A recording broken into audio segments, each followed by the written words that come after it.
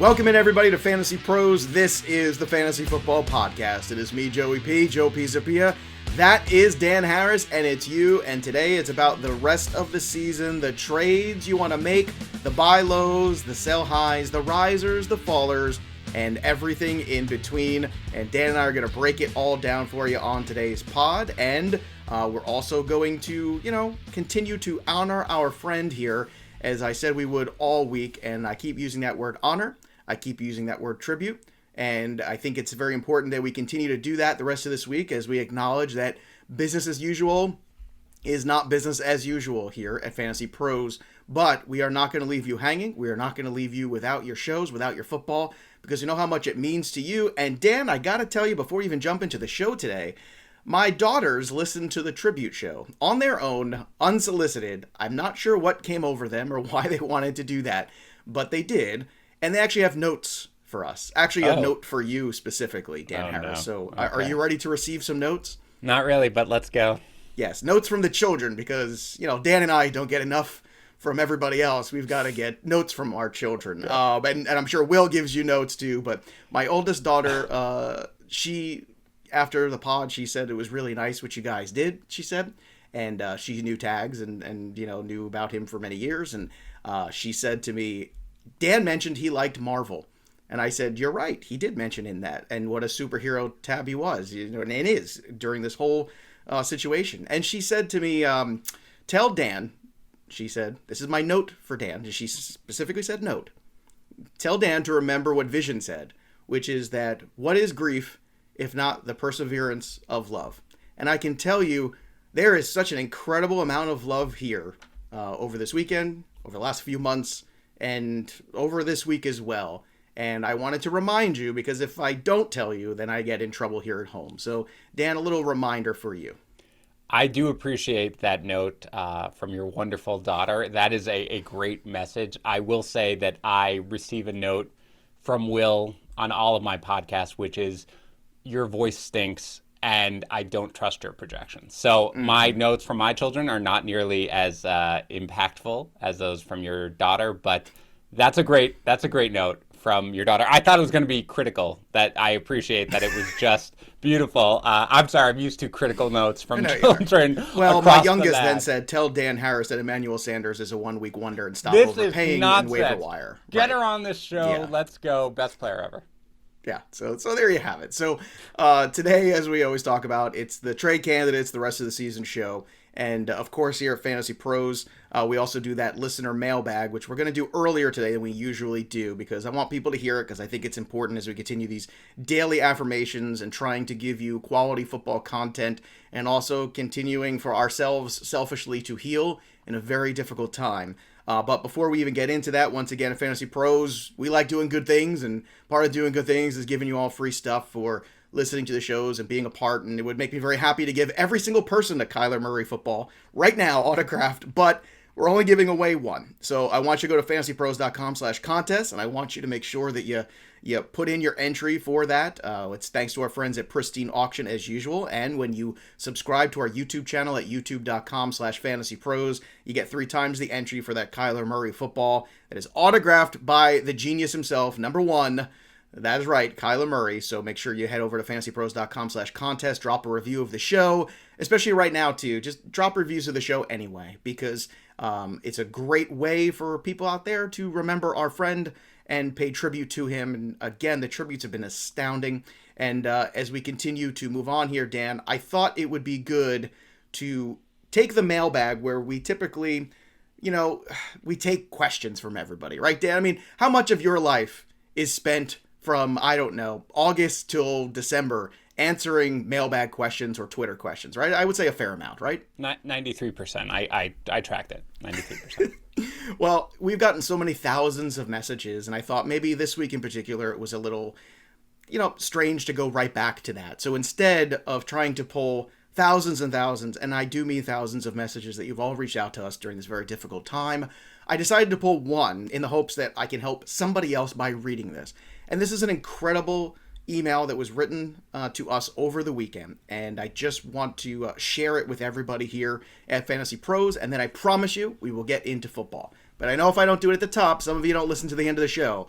and I want to make sure it's at the top just in case we can help somebody either in this grieving process or a grieving process of their own, or just help them, period. Here we go. First and foremost, importantly, I hope that you three are doing well and as well as can be expected. I've experienced close loss before, and I know nothing can make it better, but I'm hoping I can offer you something to help in a small way. You four strangers have helped me beyond anything you'll know. I've been struggling with alcohol and drug abuse for 30 years. January 2020, I ended up in the hospital and have some heart disease to show for it. A few months ago, I decided enough is enough, and I knew I needed to figure something out to help me get sober. I've listened off and on to various podcasts, and I've been in fantasy leagues for years, but I heard Joe and Dan on the baseball pod and was hooked. Slowly, I started listening to past pods, football pods, etc. On my way to the gym, I would bike and listen, and at night, when I wanted to drink so bad, I'd listen. I was listening to the past and present like I was hearing them all for the first time. That was it. I had found, by making you guys a part of my routine, it would help me stay focused. There have been nights that you guys, being part of that routine, and sometimes where I wanted to drink so bad and give up so bad, but I didn't. I would start listening, start reading content instead. Joe, you especially were such a big part because I also listened to the wrestling pod. See, Dan, everybody loves the wrestling pod. Don't worry, I'm not going to go crazy fanboy territory here on you guys. The more I listened and read, the more I got to know all of you, and I started looking forward to waking up and hearing all of you, which also meant starting the day and getting out of bed a little easier, so I didn't want to drink at night. Then I got to the point where I would tweet or message, and getting those replies made me feel important again. My wife and daughter are my world, but as sad as it is, I could drink around them. They've accepted that I get drunk sometimes, or I'd smoke weed sometimes, and they didn't realize I was struggling to try and be sober, and I was embarrassed to tell them that I couldn't control it.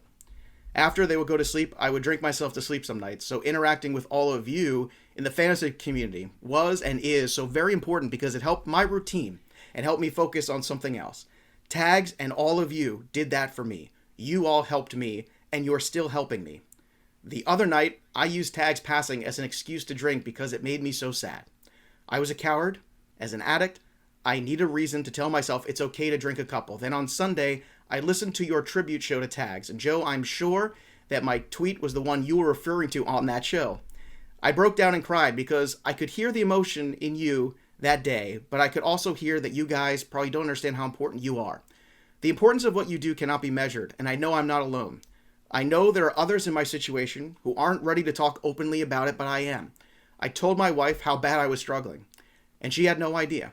She just thought I liked to drink, and she thought I was just part of my lifestyle. I explained to her about you guys and how I used you guys to help in my fight, and she thought I just really liked hearing about fantasy sports. Because of you guys opening up and hearing your strength and emotion, I told myself, if these guys and Tabby are taking this incredible loss with such strength and openness, I need to do the same with my own struggles. I am in no way trying to compare the two situations. I just want all of you to understand how important your friend Tags and you all are to some of us. Some of which you may never hear from, some of which will say thank you, but maybe not talk about it in depth. I decided to talk openly about my struggles as a way to thank all of you and Tags. Hearing you guys on that tribute show gave me something inside to decide that I can help honor your friend by staying sober. I talked to my daughter and my wife openly for the first time about just how bad it was for me.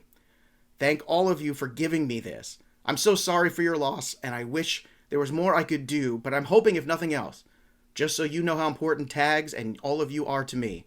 His memory will live on in everything you do. Please give Tabby my best and let her know how important her husband is to people who may not voice it or even realize how much you all impact everyday people like me. Much love. That is a listener mailbag, and Dan, I know it was a little lengthy, but if that gives anybody some solace and anybody some hope today before we start talking football, I hope it was time well spent. Yeah, I saw that email yesterday as I was catching up, generally speaking, sent to all of us here. It's a beautiful email. It's the reaction to Tags' passing has been overwhelming in a positive way. Just it's so clear how many people he reached. And I think about this often, very briefly. Before I was a fantasy analyst, I remember my father passing away. I've referenced several times.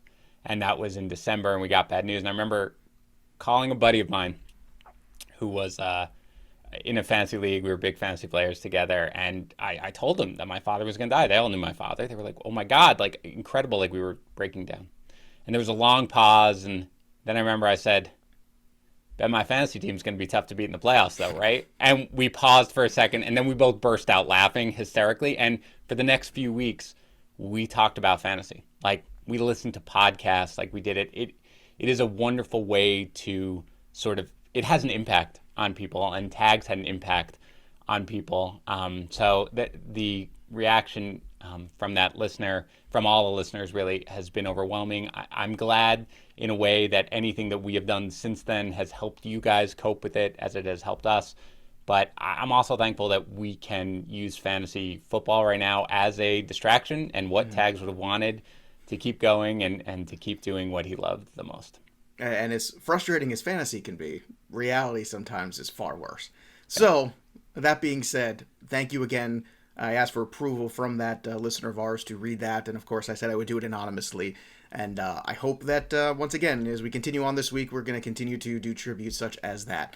And in the spirit of that beautiful, glorious email, let's talk some fantasy football. And of course, how we're going to do that is talking about trades, and we're going to talk about the fantasypros.com/trade, because that is where our trade tool lives that helps you analyze all of the tools that you need. Again, the trade analyzer gives you instant analysis for every trade offer, and we also have a trade finder that helps you discover trades that can and will help you win your league. And Dan, you're not going to believe, when I started out this morning putting the show sheets together, who's at the top of the most traded list. It is actually Christian McCaffrey, the 1-1. It's week 4. He's hurt already, and people are freaking out, Dan. So now we got to talk about it. We have to talk about Christian McCaffrey. We have to get into this. And basically, the first thing is, should you buy, sell, or hold Christian McCaffrey right now? I think hold is the right call. I will say that any injury, trading for any injured player or trading away an injured player is a bit of a roll of the dice. So what do we know about McCaffrey? It's a less than a grade 1 hamstring strain. He's not going on IR, so everything is like great. He'll be back maybe in a week. Maybe he'll play this week. Probably not, but he'll probably be back within a week or two if everything goes well. But we have also seen this type of thing happen before, where Joe Mixon was supposed to be back next week and then missed the entire Don't you put season. That evil on me, Ricky. I wouldn't. Don't you dare. So here's what I have done for now, Joe. I have dropped McCaffrey to 6th in my rest of season rankings. That is behind Alvin Kamara, Nick Chubb, Dalvin Cook, who I expect, Aaron Jones. Like, if you want to make a 1-for-1 trade for one of those guys, I can live with it. Personally, if I roster McCaffrey, I'm just holding. And if I roster one of those guys who I think it takes to get McCaffrey, I'm just holding. So this is a hold, but if you are going to sell him, it has to be for like a top 5 player rest of season, and that's it. Otherwise, just hold. It's a hold for me as well. However, when he comes back, hopefully sooner than later, I think in any keeper format, I think we should be considering what the value is right now. Just because we've seen 2 massive seasons of workload from him, 2 massive, incredible productivity seasons, and I think after last year and now another injury here, there's room for concern of how good of an asset going forward he is. But in redraft, I agree with you. I think you hold because I think it's going to be tough to kind of get some of that value. That being said, it's also very difficult, I think, to rank him for the rest of the season because of the timetable of the injury and trying to figure all that out. I'm having a hard time with that. I mean, he's still an RB1 in my rankings rest of season, but it all depends on what my record is right now. If I'm 0-3 with Christian McCaffrey, which is not impossible, but probably unlikely, I don't know. There's definitely the impetus to want to bring in somebody who can help me right now, and I get that. So let's talk it out, Dan, and let's see if we can maybe tempt you with a couple trades. Would you trade Christian McCaffrey for a trade package starting with, let's say, Najee Harris and then something else? No. I guess it depends on what that something else is. If the something else is a wide How about receiver... Calvin Ridley? Okay. Yeah. Najee Harris, Calvin Ridley. I'm giving you a wide receiver 1 fringe talent and an RB1 fringe talent. I think I do that. First, I'll say this. If I roster Christian McCaffrey, putting aside what my trade chart, which, by the way, will drop later tonight, maybe by the time you're listening to this, once I have gone fully through my rest of season rankings and all the values, My guess is the trade chart is going to say that is a trade that you make as a Christian, someone who rosters Christian McCaffrey. I will say that trading Christian McCaffrey is so difficult no matter what the trade chart says, even if it says it's a fair deal. With that, though, yeah, I think so, just because I think Najee Harris is an RB1. The offensive line is terrible, but he had 19 targets in the game. I don't see any of that really ending. I think the volume is going to save it. And Ridley is a guy who, I mean, we're going to talk about buy low candidates, Joe. I don't know how you feel about Ridley. Ridley strikes me as a buy low candidate. Even moving him down rest of season rankings, he's still a wide receiver one for me, a guy who you can feel pretty confident is going to produce rest of season. So yeah, I think I do that at least in a vacuum. What about you? I think I strongly consider it, especially if my record right now is 1-2 or I'm somewhere like that. If I'm on the O end or the 1 end, yeah. If I'm 3-0, I'm just waiting for McCaffrey. If I'm 2-1, probably waiting for McCaffrey. And again, a lot of it has to do with where we are in the season. But I think what I'm trying to kind of verbalize here is I think you need somebody who is in that at least RB1 conversation, whether it be a Taylor, a Gibson, a Saquon, a Najee Harris, something like that, and a wide receiver that is right on the fringe of high wide receiver 2, maybe was valued as a wide receiver 1, but hasn't gotten off to the best start. Allen Robinson, Calvin Ridley. I'm trying to put together like the package that I think would make sense in terms of return on the value. In terms of 1-for-1, I'll just ask these questions. Rest of the season, would you rather have Christian McCaffrey or Alvin Kamara? Yeah, I have them back to back in my rankings. Somebody actually asked me that. Somebody is offering me Alvin Kamara for Christian McCaffrey. Do I take it? And I was like, I mean, the bottom line is they will have the same value in the trade chart, almost certainly, going forward. So I would hold whichever side I was on that. Like I would not offer Alvin Kamara to get Christian McCaffrey. I would not offer Christian McCaffrey to get Alvin Kamara. 1-for-1 trades in the same tier for that. It's identical value for me. I would take Alvin Kamara because I want to win this week, especially if I don't get Chuba Hubbard. So, right. You mentioned it, Joe. Every trade, and this is why, as much as I like doing the trade chart, and I think it answers most questions, everything is specific, right? Like, right. You are 0-3. You are on the verge of your fantasy season potentially being not actually over, but like bottom 5% chance of making the playoffs. You've got to win. And if you've got to win, like, you will rather take the Alvin Kamara facing the Giants this week as opposed to Christian McCaffrey facing nobody this week because he's almost certainly out. So that's a good point that it is context specific, but in a vacuum, all things being equal, I'm holding whichever side I have. All right, here's 2 more names. Austin Ekeler or Ezekiel Elliott. Would you take either of those guys for McCaffrey right now? Because there's also the risk of re-injury at some point, too. I mean, maybe we are seeing a physical breakdown of Christian McCaffrey. That's not an impossibility either. Ekeler coming off a good week. Ezekiel Elliott, who we'll touch on in a second, too, certainly looked better last night and got some more attention. Tony Pollard also looked good, but we'll get to that in a moment. Ekeler or Elliott for CMC rest of the season, who would you rather have? I think I'm holding CMC there, and both because I think the fact is that there are concerns with both Ekeler and Zeke, not like active concerns, not like I want to get rid of either one of them, but Ekeler, obviously, he had a hammy sort of coming in to the season, and he's battled the hamstring injuries in the past. I don't think he's just the pinnacle of health or anything like that, and again, for the most part, I don't expect him to get the rushing work near the goal line, so there's a little bit of a cap on his ceiling despite how good he's played. And for Zeke, great game yesterday, but if you go back a year or 2 years, that game is 175 yards rushing and 3 touchdowns for Zeke. Pollard cutting in, not nearly as many snaps as people are fearing, and Zeke looked great, and he's still a strong RB1, but Pollard's presence, Joe, in that offense, and he looks great. That's the thing about it. Like, I don't care. Like, from a real football perspective, you should be using Pollard to take roughly a third of the snaps, get in some carries. He looks great as well as Zeke. So for me, there's too much of a cap on his value as well. I'm just holding CMC there. Yeah, and going back to Pollard, too, for a moment, if I may. I know usually we touch it Monday Night Football. It's pretty much a walk for the Dallas Cowboys yesterday, but Ezekiel Elliott is the big takeaway, too. Dalton Schultz, a couple touchdowns for him, but also Pollard. And I know most fantasy analysts out there will always shy away and turn away from, yards per carry. But in Tony Pollard's case, it's not 2 yards in a cloud of dust, 2 yards in a cloud of dust, and then like all of a sudden he breaks like a 50-yard run. He is slashing his way for like 7 yards every time.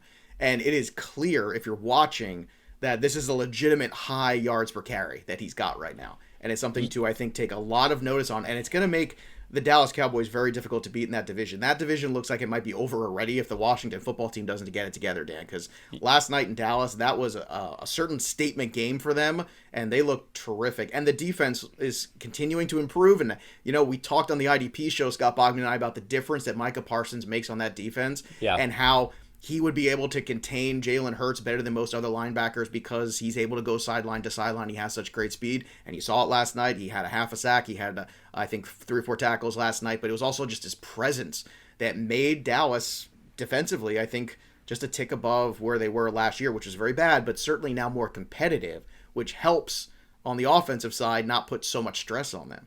Yeah, it was also an Eagles offensive game plan that made me want to vomit in my mouth as I was watching that. I don't understand. Let's just not run the ball. Let's make Jalen Hurts essentially a pocket passer, and it was just terrible. I didn't understand anything that was going on. But yes, the Cowboys look good. Now I don't expect them to dominate the game in the way, because whatever Pollard had last night, 11 carries and a catch, and obviously they were able to lean on the run. But I think he's going to basically pop in here, and he's going to get roughly a third of the snaps, and he's going to get a third of the touches, and that is going to take away from Zeke. There is no way to get around that in this point. That is a cap on Zeke's ceiling. So, I had him, again, Joe, I don't think this is why. It's weird. In the end, I don't remember where you wound up with Zeke. I know you were fading him in drafts. I think I had him at 7 or 8. Okay.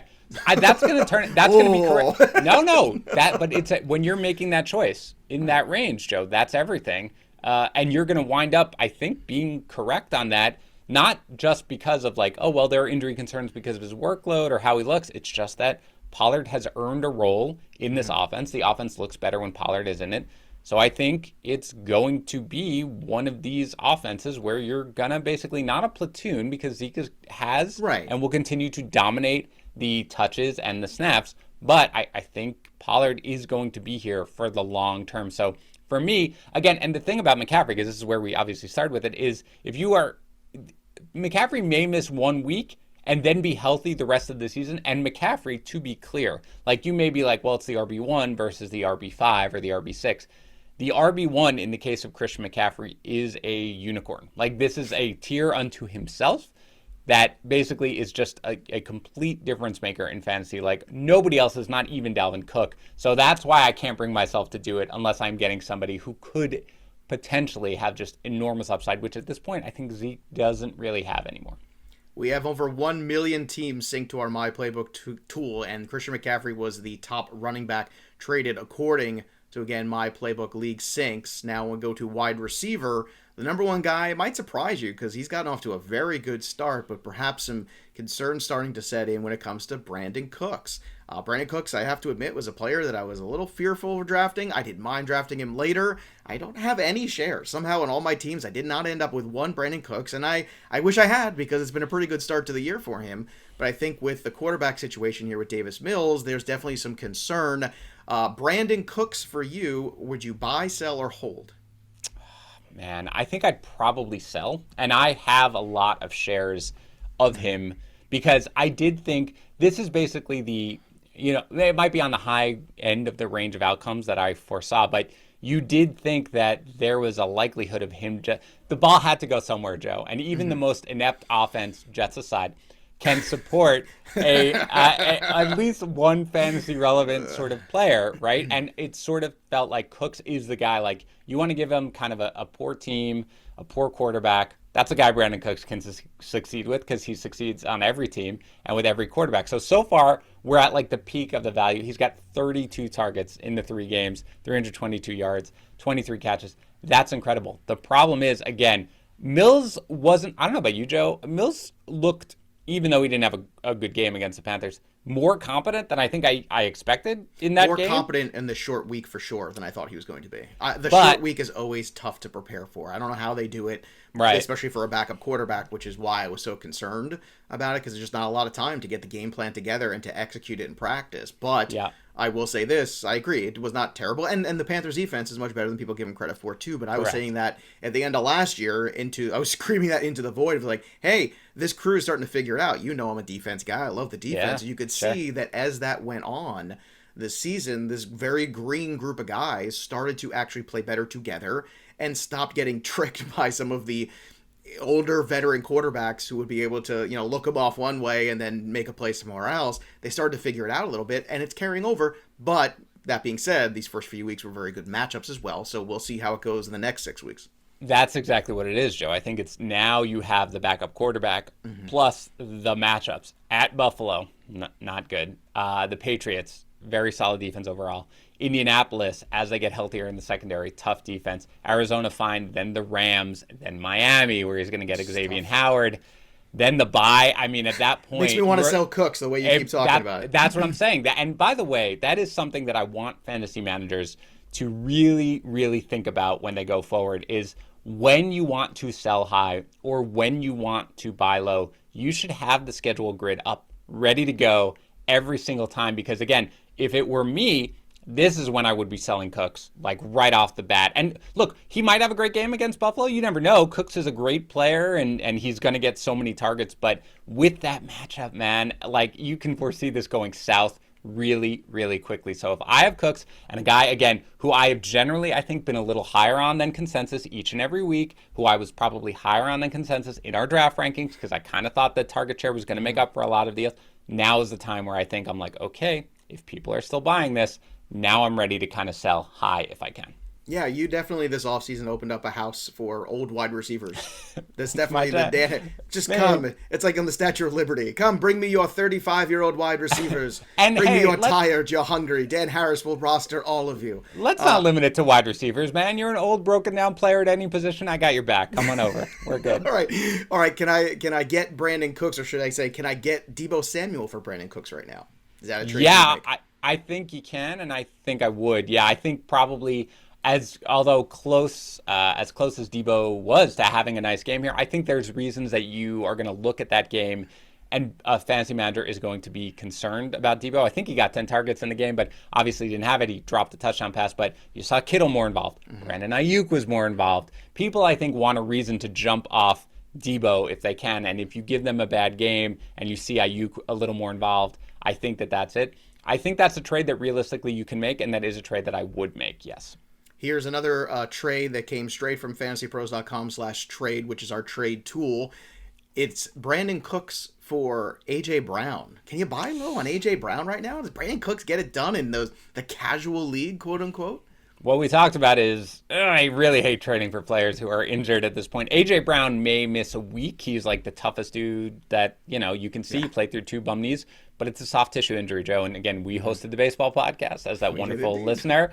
And we talked all the time when there's a soft tissue injury, we get very nervous because we know that those are very difficult to recover from. Brown may miss a week. He may miss 3 weeks. He may miss 5 weeks. Like, he's week to week. That is never a good thing, right? It's not day to day. It's week to week. So I think for me, Joe, realistically, if I have a league, for example, where my team's not all that great, but I have A.J. Brown, and I remember during the draft, I kept getting sniped on running backs, like nonstop, just boom, boom, boom, all day long. So I just kept drafting wide receivers. And I was like, okay, there's value here. I'm going to sit there. So for me, the fact that I'm going to be without A.J. Brown for, let's put it, 3 weeks maybe, I'm okay, right? Because I've got, even hopefully Diontae Johnson comes back, but I've got Chase Claypool and, I've got a pretty deep wide receiver core that can just fill in. In that case, I'm not trading A.J. Brown away because the upside is too great. But like you said, you might be, 0-3, you need a body. Not sure how high I'll have Brandin Cooks ranked this week. I'll put my weekly rankings later tonight. But it is something where that might be something if people are like, look, I need a body. It's a deep league. I don't have anybody to play right now. I think that's a trade you might be able to make if the person rostering Brown is scared of the injury. Your anecdote brought to mind something somebody asked me the other day, which was, do you think fantasy football should evolve to a thing where you're starting a quarterback, 1 running back, 3 wide receivers, and 2 flex? So we don't have to start that second running back. And I got to tell you, the question gave me pause, and I think that listener might be onto something, that maybe that is where things are going here, the way these running back by committees and the 17-game season, all this stuff is starting, where you can still start more running backs if you want to, but you're not locked into 2. Now, you're an old school guy. Does this ruffle your feathers here, Dan Harris, or you think he's onto something? My feathers are not ruffled. I think that's fine.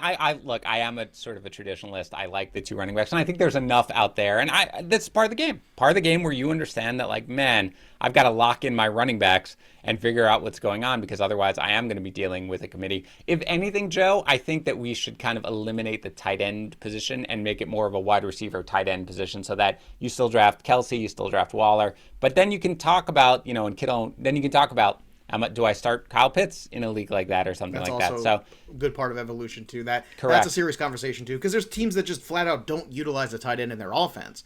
Everybody utilizes the running back for the most part. every week we talk about waiver wire tight ends on our waiver wire show, and it's like, I don't know. There's nine tight ends that you feel okay about at this point. I mean, I'm sure Yates still has Jonnu like fourth or something overall, but I'm out on the Jonnu train, and I think that there are a lot of people who are as well. So it's a tough position. But look, running back, it's tough, but I like having to navigate difficult waters. I know you do. So let's get back in the kayak and ask two more here. Robert Woods, another guy I get so many Robert Woods questions. Can I start him? Can I trade him? What's going on? So I'm going to throw out, again, from fantasypros.com/trade, some offers here to you. Antonio Brown or Robert Woods? Who would you rather have rest of season? I'm sticking with Woods. And I think the bottom line is, I will say, like, Woods is not a guy who I am ignoring what is happening. I want to make that clear. I was very high. I think we all were probably pretty high on Robert Woods, as we are every year, because he's undervalued every year. And this has been bad. Like, I'm not sugarcoating it. I'm not saying, well, if you look at this, it's actually okay. Other than the fact that obviously he's running the same routes and he's playing the same snaps, all that. This is concerning. But in my mind, I don't buy that the offense has to be all right, Cooper Kupp, you're going to get 12 targets a game and you're going to have 2 touchdowns, and Robert Woods, you're just going to be an afterthought. Like, they're going to be better days ahead for Robert Woods, even with this change to Matthew Stafford. With Brown, who you and I have both liked, I think the one thing is, as long as Rob Gronkowski is healthy, Joe, we have talked about it, not everybody in that offense is going to go off every single week, right? No. Like, it's just, that's not the way it's going to be. It's Godwin, it's Evans, it's Gronkowski, and it's Brown. So there's not enough consistency for me there to move him at this point ahead of Woods. I will still take Woods there, but I admit that we are pretty much in the same range now at this point in the season. All right, here's another one for you. Robert Woods or Courtland Sutton? Also another guy where I will take Woods. And this is, again, look, we saw this week with Sutton. Everybody liked him, and I started him over Chase Claypool in the league and cost myself the league with that. There's just the Broncos offense, I don't know. I think the volume for the passes is going to improve here going forward, because I think they've had a couple of matchups where they haven't needed to pass. So those matchups are ending. They'll have to pass. I believe they play Baltimore this weekend. They'll have to lean into it. I love Sutton as a player, but I still think that's more of like a mid-wide receiver 3, and I still think that Woods is more like a borderline wide receiver 2. So it's not that far off, but for me, I just think better days are ahead for Woods, man. And again, I don't have the data to explain why. I mean, he's got 19 targets in the 3 games, 11 catches, 124 yards. But I still think better days are ahead here in a great and elite offense. So I'm going to hold with Woods there. All right, one more player really quick here. Tyson Williams. Also getting traded in a lot of leagues. Would you rather have Jamaal Williams or Tyson Williams rest of season? Jamaal Williams. And this is a major, if we're going to talk about like running back fallers, it's Tyson Williams. Just because, like, you look at the way this looked great, right, Joe? And I was big on Tyson Williams this week as well. I was like, okay, look, he looks like the best back in that backfield. He's more explosive. He gets involved in the passing game. And suddenly it's like, you know what? We're going to have Latavius Murray lead the team in Well, it's in to their own detriment, Dan. And I'll tell you why. Because if you watch the Baltimore Ravens these last few weeks, the best they looked was that first half against the Raiders. Yeah. I'm sorry. I'm just going to come out flat out and say it. That's the best that offense has basically looked. Last week got Hollywood Brown dropping passes all over the place. It was just, it was a hot mess here. So I'm with you. It's frustrating. You know what? I might actually buy low on Tyson just to see. Would you? Harbaugh, well, right now, because I think people are giving him away or even dropping him this week. It's a long season, like you said. And I always feel like talent wins out. This is why my same theory with Sermon a couple weeks ago. Do you remember when everybody wanted to drop Trey Sermon? Yeah. Well, this week he's got a really good matchup on paper. Right now, he seems like the only back standing still. We'll see as more news kind of filters in. But there's opportunity at least. And I think a little bit of patience in September tends to get rewarded in November. And I think people just sometimes can't see the forest through the trees this early in the season because they freak out about a bad start to the season. But if you can kind of have a mediocre October and then a really good November, you're on your route potentially to a championship. So youth, talent, those are two things you always want on your bench at least. It's hard to start Tyson right now. That is true. All right, Would you take out of curiosity, would you take Tyson over Jamaal Williams? No, I would not, because I'm a Jamaal Williams guy. But then there's also guys like Chase Edmonds who are kind of, one-dimensional in their offenses too, that you have to wonder about, like, where's that Arizona offense going? You saw James Conner rush in a couple touchdowns, which was always our fear with Edmonds. You see Kyler Murray rush in a touchdown, which we knew was going to happen this year. So where are we with Chase Edmonds? He becomes this guy he becomes James White, basically. Yeah. In PPR, Chase Edmonds, I mean, this is a little bit of what I expected with Edmonds, who is fine, and that's around the same range. I think I'll have Edmonds higher than Tyson Williams because I do think that at least the weekly floor is there. There is no ceiling because he's not going to get the touchdowns, which was what a lot of what we talked about early on. And again, Connor got the 2 goal line touchdowns, but then so did Kyler Murray. So there really is no room for him there. For me, with Jamaal Williams, the bottom line is this. There are 3 players on the Lions that Jared Goff wants to get the ball to, and it is both running backs and it is TJ Hawkinson. And I think that you can start all 3 of those guys with confidence each and every week. And at this point, I can't say the same about Tyson Williams. So that is why I will go with him. All right, let's take a look at some of the buy low candidates that are out there. And certainly the Bears qualify across the board after last week's debacle. If the word debacle was meant for an offense this past week, it was certainly the Chicago Bears. But alas, they get the Detroit Lions this week. So I look at this as a perfect opportunity to buy on David Montgomery. Dan Harris, do you think I can buy on David Montgomery using Melvin Gordon or Damien Harris, and should I? You should. If you are able to do that, yes, for sure. I have David Montgomery, definitely higher than both those backs. I wonder what you can do with Harris at this point because he's coming off such a terrible game, and I feel like... And he's got Tampa this week. And it's... Right. So this is probably not the week. Right, exactly.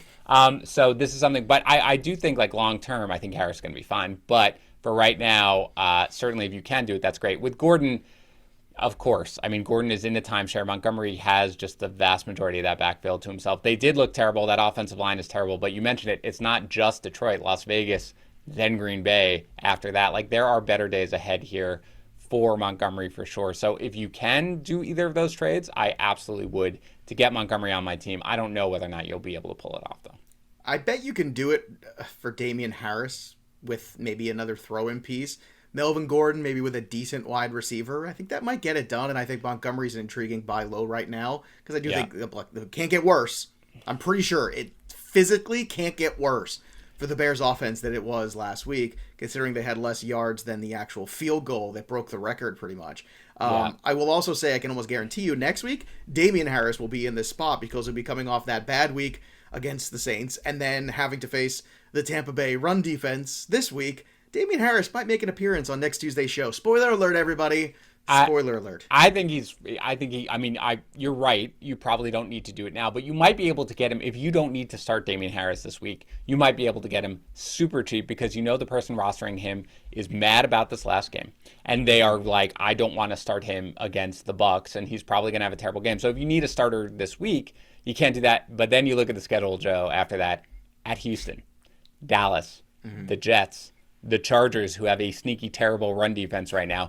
Those are games, especially there's no James White. They want to protect Mac Jones. There's going to be a lot of Damien Harris in those games. So That's for me, what I'm saying. Exactly. And so for me, Joe, honestly, I think this right now, if you can afford, window. Okay. I think if you can afford to, you can't start him this week against the Bucs. Like, that's just going to be terrible. You can't start him this week, but especially without James White. Okay, and he's coming off a game where Brandon Bolden was like the lead guy, right, in that backfield. I think if you can afford to not start him right now, you make that buy low offer now because the guy rostering him is like, I've got a guy I can't even start this week. Like, and I'm not that excited about anyway because he just looked terrible in this game against the Saints.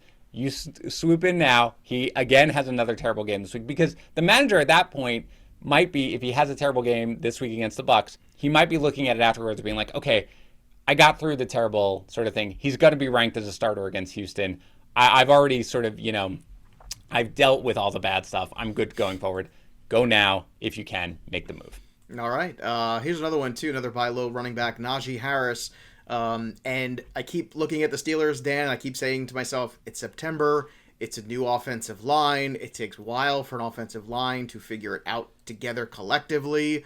So I'm still willing to buy low, but here's where I'm kind of struggling is what's the package to get that done, or what's the single player? Would you rather have DeAndre Swift or Najee Harris rest of season? Very close, Joe. That's what I do, baby. That is it. That is very close. I think I'll have Najee Harris ahead. I have Najee Harris like barely ahead right now. And again, I don't think it's too early to be panicking. We talked about this in the waiver wire show. I don't think it's too early to be panicking on the Steelers. I think that offensive line is not going to get better, but we have seen the offensive line be terrible, and we have seen Najee Harris be involved. And I think the 19 targets that he saw shows you exactly what we're going to do, which is, number one, he is going to dominate the running back snaps and the running back touches, and that is rare in today's game. And number two, his involvement in that passing game is just going to be so heavy that it's going to save his value even if the offensive line is bad. So for me, I still think I lean Najee Harris, but that is really close with Swift. All right, let's talk about a wide receiver. I think it's time to buy low on everyone named Brown. A.J. Brown, Antonio Brown, all the Browns. I am, maybe the Cleveland Browns if you can. But and A.J. Brown right now, because of the slow start and the injury, to me, this is the perfect situation. And I know this because as someone who has rostered A.J. Brown in numerous places, I am frustrated. I am trying to take a deep breath and realize it is September. Hope that we can get past this. So here's a question. Do you think someone can go out there right now, offer Odell Beckham Jr., who has a good matchup this week, and get A.J. Brown? I think that the range of trades that are going to be made for A.J. Brown are going to be wild. I think you have an absolute right. you have the absolute right as someone who rosters A.J. Brown to say, I'm not giving him up unless you give me a wide receiver one, because I'm not going to sell low on his crappy performances early on. I know it's going to bounce back. It's A.J. Brown. It's going to be amazing. And you have the absolute right as someone rostering A.J. Brown to say, this guy's week to week with a hamstring strain. That makes me nervous. I can't afford to sit around for 2-3 weeks on a guy like this. I'm going to trade him for a wide receiver 2, maybe wide receiver 3. For me, I think certainly there is going to be an Odell Beckham Jr. for A.J. Brown trade made at some point within this. For me, I like Odell Beckham Jr. I was extremely impressed with what I saw from him in this most recent game. But I am not doing that as somebody who rosters A.J. Brown because the upside with Odell is just not there. The passing volume isn't there. Jarvis Landry will be back in a couple of weeks. So I think that trade might be made. They're not that far apart in my rest of season rankings, but still, unless you're absolutely desperate right now for a wide receiver, that's something where I think the person rostering A.J. Brown should hold. All right. I keep, Deebo Samuel's name keeps coming up because he's kind of in the fringe of these guys too. Yep. Antonio Brown or Deebo Samuel, what side of that trade would you want to be on? Ooh, that is close. I actually, looking at my rest of season rankings at this moment, I have Antonio Brown one spot ahead of Deebo. So as of my guess is again, it's almost like I looked at your rankings. Stop looking at my rankings, Joe. I've got to cut it off.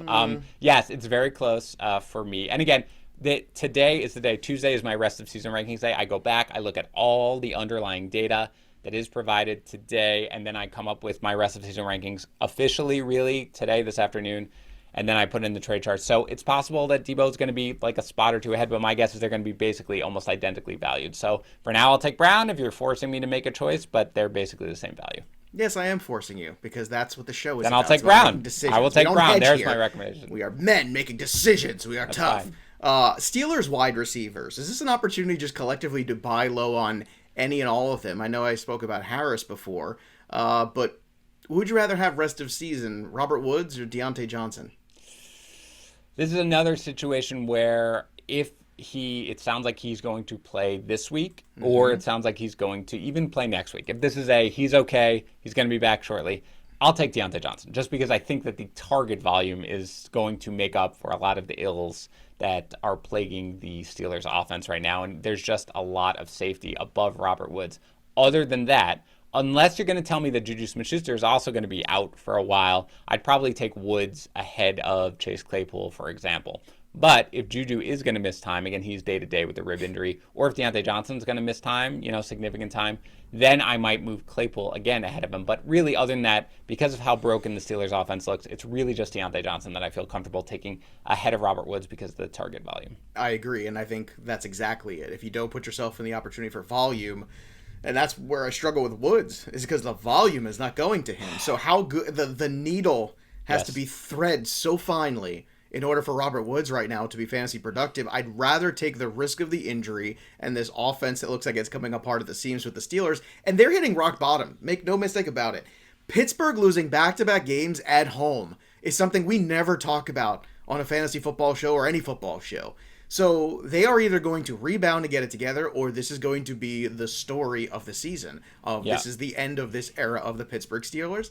I still think it's more probably they get it together, because I've been through this song and dance a long time in the NFL and seeing it around. Let's flip the script here a little bit and talk about some sell high. So these were some of the buy low guys. Let's talk about the sell high guys. And we've been waiting for James Robinson to get better, and it's gotten better. But is this the opportunity to get out, Dan? That is the question. So rest of season, would you rather have Darrell Henderson or James Robinson? Henderson coming off missing a game with the injury. Darrell Henderson's been pretty solid, pretty good so far. That offense looks very good. And you just want to get out of the James Robinson business after a decent showing here and things trending upward? I think it's close. I would prefer Henderson. I do think that this is a sell high moment for James Robinson, just because he's coming off a game where he had 21 touches. I don't expect that really going forward. Remember, because of how bizarre this game was against Arizona, because they had the kick, the short kick that they ran back for a touchdown, there was a lengthy part of that game where we thought the Jaguars were going to somehow pull it out over the Cardinals. And because of that, because of the positive game script, I think Robinson got a lot more work than I think we can necessarily expect him going in. He got 8 touches the first game, 14 touches the second game. So the fact that he got 21 touches, that is a sell high moment. Again, this is a spot where you're dealing with an injury. Now, there is optimism that Henderson is going to be able to play this week. So I probably would side with Henderson, because I just think the upside is much higher. But it's roughly the same range because of the injury. I'm going with Henderson 100% if you can get this. And the reason why is just that Rams offense, that Rams team right now, that was a very impressive showing. I understand they were at home. Oh, yeah. But this was a statement game. And I was able to watch this game on Sunday. It was the birthday present to myself, as I had my kids around. I was smart enough during the week to say, well, if I just want to sit around a little bit on Sunday and watch some football on my birthday, I should get pumpkins. And if I get pumpkins and then Grandma and Grandpa come over, everybody will just, draw faces on the pumpkins and carve the pumpkins and do that stuff. And I can do it too, but the game will be on. And I was able to watch fairly, basically, I would say 3/4 of it. And I got to tell you, man, that Rams team right now looks very good. That Rams offense looks very good. And Matthew Stafford seems like he is finally saying, oh, this is what I've been waiting for my entire life, to have an offense like this, to have execution like this. And the way right now they are able to get Cooper Kupp open is stunning. And it's funny because you can kind of see it coming, the way they line him up in trips sometimes, the way they line him up in the slot sometimes. And you can see how they're positioning him to get open, and teams still can't stop it. And until they do, Cooper Kupp might not stop all year. I mean, somebody's got to figure that out. And so far, I don't see any secondary figuring it out. Yeah, I'm buying, high on Cooper Kupp, although, again, it's going to take a monstrous return sort of to get him. I will say a couple of things here on the Rams. Number one, look at their schedule, dude. Like, it doesn't matter what their schedule is, because they can succeed against it. But Arizona, Seattle, Giants, Detroit, Houston, Tennessee, there's going to be so much offense going around. Kupp is awesome. And again, with Henderson, it's just the injury. Like, if I know he's going to play or be okay, because again, the one thing, again, I'll go back very quickly on Woods, because I think it is worth noting. Again, I can't point to anything to give people optimism really on Woods. The only thing I could say is, number one, I think there's enough of a track record where we can understand that it's probably going to get better, generally speaking. Number two, when they played Chicago, when they played the Bucs, those were matchups that specifically favored Kupp because of who he was going to line up with against the slot.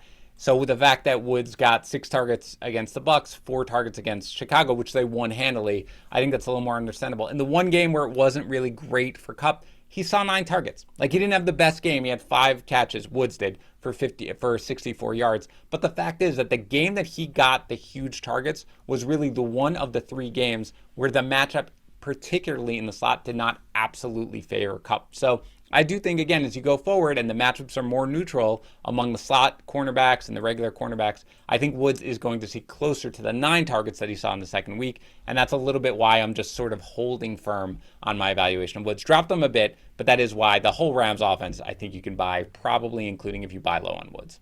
Now, this next sell high wide receiver, actually, this one came straight from one of my Twitter followers who asked me, hey, I've got this offer here for Deebo Samuel, for Calvin Ridley.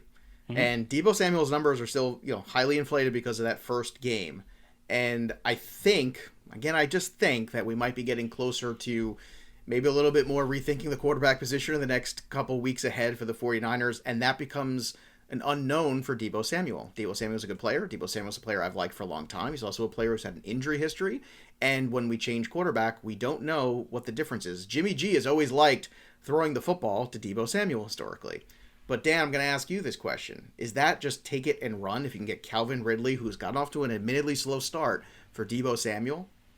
Yes. Oh, run. I agree. Run right away. I said, why are you talking to me? Just hit accept. You should, for two reasons. One, I think that there are concerns about Deebo Samuel. Number one, he has a very, very lengthy track record of like soft tissue injuries, especially hamstring, stuff like that. That is something that you just have to keep in mind, generally speaking. Number two, Brandon Ayuk was getting more involved in the offense. He basically played every snap, and I don't think that every game there's going to be room enough for George Kittle, who was also involved, and Deebo Samuel, and Brandon Ayuk, especially if they get any semblance of a running game, so there is risk there. Number three, I admit, as I think we talked about, I have lowered Ridley in my rest of season rankings from where I had him. Admittedly, I had him third, okay? I had him ahead in draft rankings, ahead of Diggs, ahead of Hopkins. Hey, man, there's a lot of people that thought Ridley could be the 1-1 this year, wide receiver. The target volume without Julio Jones should be through the roof. And he's got 29 targets. That's 155 target pace. Like, yay, that's great. It's hard, though, when the average depth of target that Ryan is throwing to any receiver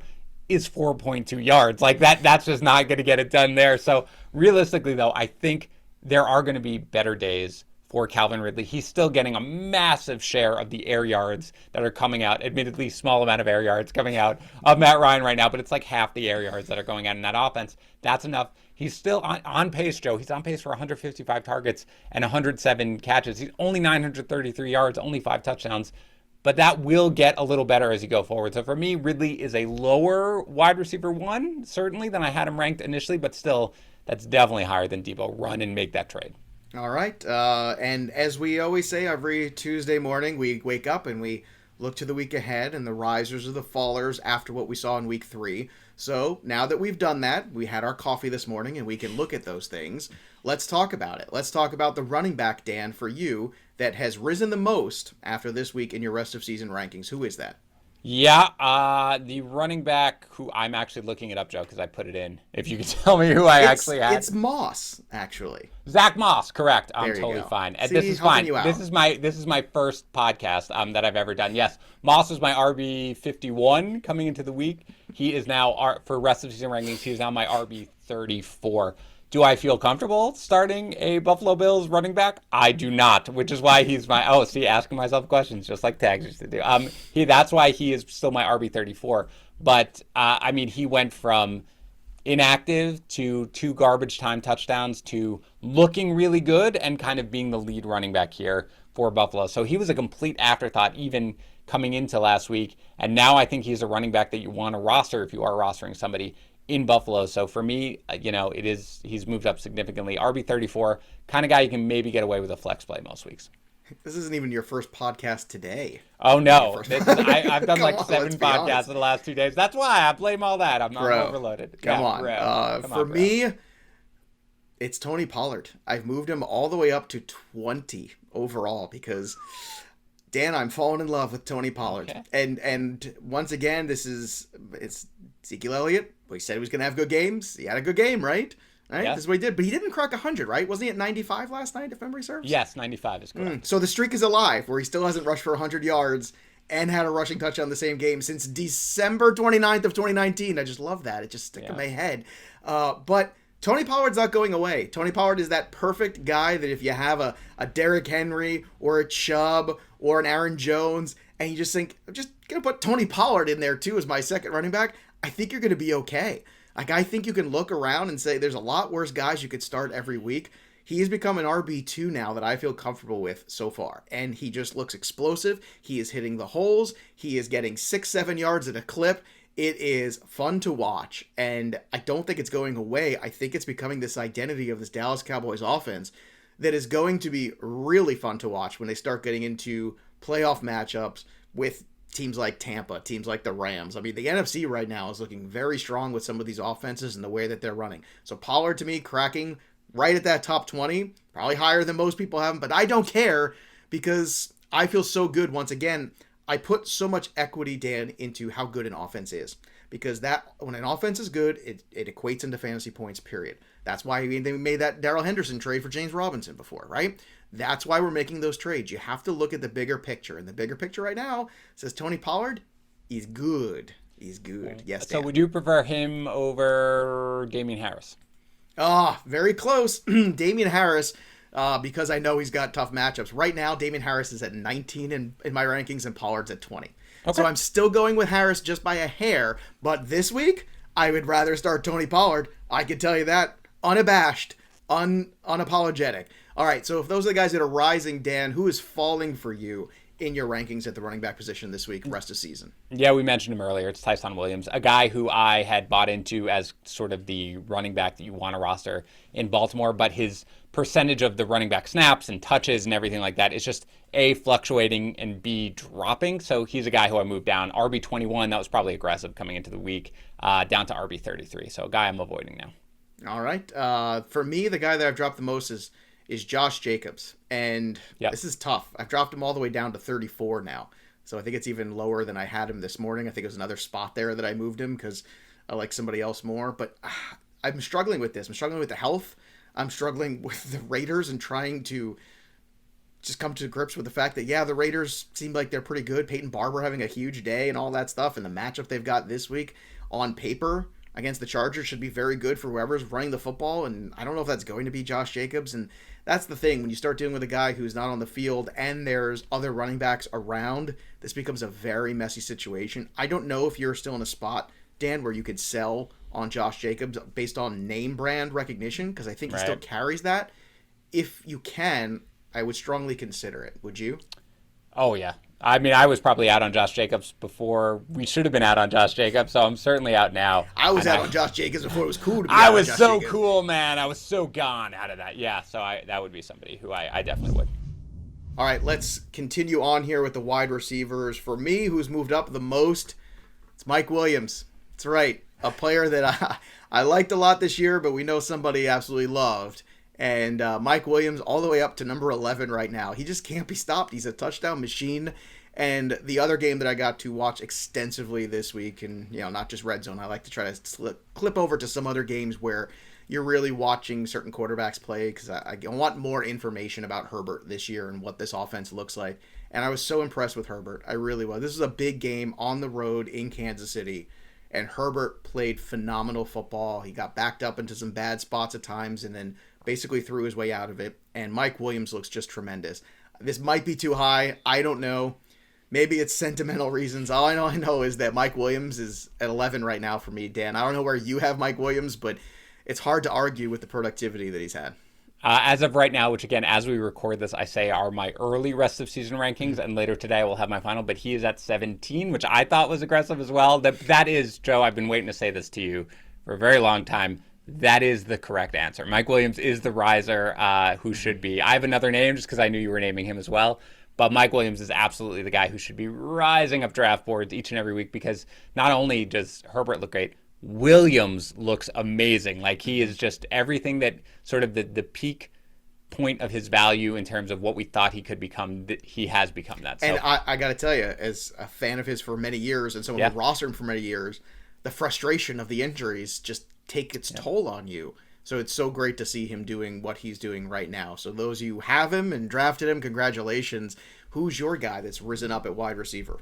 It's DJ Moore, actually, a guy who I'm really glad to see. Again, the big thing with Moore is, like, we've always wanted the touchdowns and everything like that, but, like, he's got the one touchdown. But you can survive if you're not going to get touchdowns if you're basically going to put up 7-8 catches every single game, and you're going to put up almost 100 yards every game. Like, this is something where this is Sam Darnold knows where his bread is buttered, and especially even if you're going to have Christian McCaffrey out, that's only going to lead to more. And regardless, I just think Robby Anderson's kind of phased out of this offense.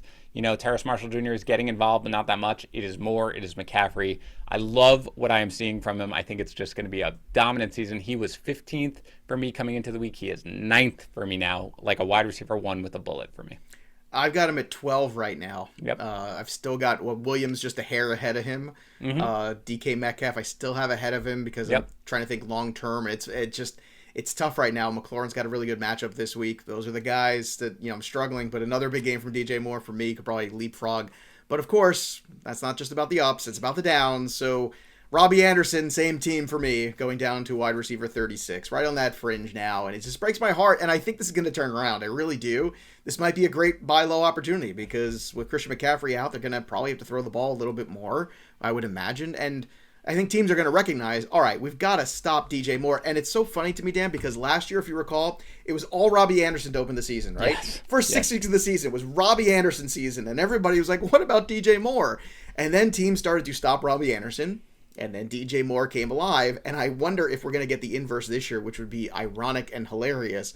But nonetheless, I have to rank where I rank, and right now, wide receiver 36, run that fringe of wide receiver 3, maybe a flex option, but right now, I can understand benching him until it gets better. For you, I see somebody in the same exact spot at wide receiver 36 that you want to talk about. Yeah, I have Robby way lower than that at this point, Joe. So I've fully bought into the fading of Robby Anderson. I am not fading entirely, like totally off, is Corey Davis, who is a big faller, because again, we had him, it was great in the preseason, he got all the targets, and we saw in week 1, he was the only option, and now the last couple of weeks, we have just seen it look terrible. Now, why is he still 36? Because I think a lot of fantasy managers are going to be like, oh my God, there's no chance I'm going to start Corey Davis as a wide receiver 3. Well, number one, obviously Elijah Moore, was starting to take a little bit of a bigger role here. He does have the concussion concerns, but I think now is when you're going to see a little bit of a, I won't say competent, I'll say less incompetent part of the Jets offense, because they go against Tennessee and they go against Atlanta for the next 2 weeks. So again, a couple tough matchups. I think now you're going to see a little more from Corey Davis. So he's a guy who certainly fell, but I think most fantasy managers are completely out. He's still sort of like the Robby Anderson for you. I think better days are probably ahead, enough that he sticks in that borderline wide receiver 3 range for me. Better days ahead for all of us, Danny boy. Better days for all of us. And I want to remind everybody right now that the show is over, go over to fantasypros.com/myplaybook and sync your team up today. Use the trade analyzer. It's a great tool to analyze all the trades you might be making. Make sure you go there and do that. Millions of people have synced their teams over there to my playbook. You should be one of them if you're not already, with all the amazing tools we offer at Fantasy Pros. And don't forget, while you're over there on the site, go to fantasypros.com/contest to enter that contest and subscribe to the YouTube channel. Click that little notifications button over at Fantasy Pros. That way you get all of the great content that we continue to produce for you here at fantasypros.com. Dan Harris, it's always a pleasure to spend quality time with you. This was us 5 days a week, just you and me doing a pod. Feels like baseball season, but it's not. It's football season. Don't let anybody tell you different. That'll do it for us, but the story of the game goes on. For Dan Harris, I'm Joey P. We will see you next time, kids. Thanks for tuning in to the Fantasy Pros YouTube channel. Don't forget to check out our featured videos. And while you're at it, make sure to follow us on Instagram, Facebook, and Twitter at Fantasy Pros, so you can get the latest news and updates to give you the edge you need in your fantasy league.